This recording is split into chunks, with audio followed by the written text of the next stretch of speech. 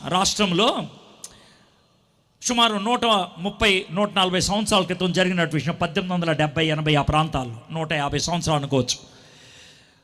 Welsh UK United కింగ్డమ్లో Welsh అనే రాష్ట్రంలో సుమారు 130-140 సంవత్సరాల క్రితం జరిగినట్టు విషయం. 1870-80 ఆ ప్రాంతాల్లో 150 సంవత్సరాలు అనుకోవచ్చు.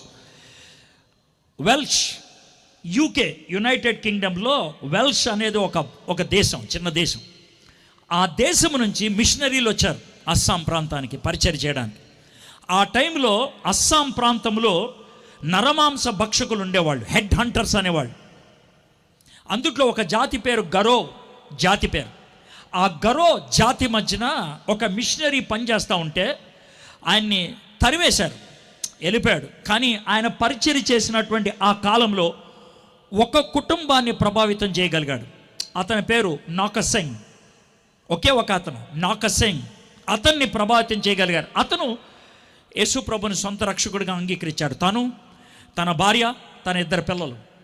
అయితే ఆ గరో జాతికి చెందినటువంటి జాతికి ఉండేటువంటి ట్రైబల్ లీడర్ ఉంటారు కదా, అతను పిలిచి, రేయ్ ఏంట్రా యేసు ప్రభుని వెంబడిస్తున్నావు అంట?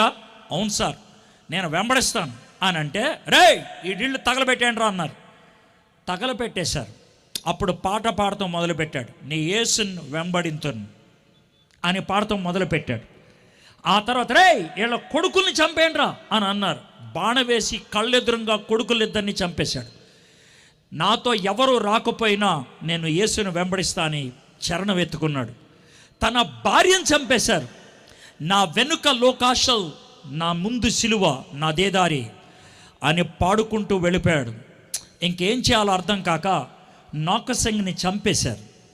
ఒకవేళ అక్కడితో ఆ కథ ముగిసినట్లయితే ఎందుకు చచ్చిపోయాడు అని అనుకునే వాళ్ళేమో. అతను చచ్చిపోయిన తర్వాత ఆ ట్రైబల్ లీడర్ ఆలోచించడం మొదలుపెట్టాడు. రే ఎందుకురా ఆ యేసు గురించి వీడు చచ్చిపోయాడు, ఎందుకురా వీళ్ళు చావుకు కూడా తెగిస్తున్నారు అని కాస్త ఆలోచిస్తే తనకు అర్థమైంది యేసు ప్రభు నిజ దేవుడని.